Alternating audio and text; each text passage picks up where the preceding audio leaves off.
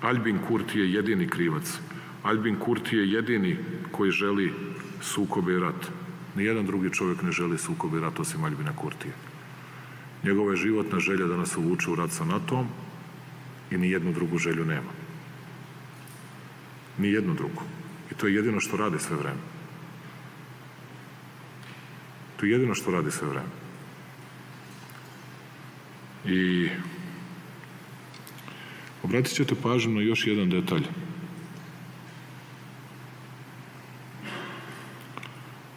A to je da kada je postojao takva vrsta sukoba u Makedoniji, tada današnjoj Severnoj Makedoniji, svet je to zaustavljao, pravio razgovore i pravio dogovore. Danas su rekli pobijte ih sve.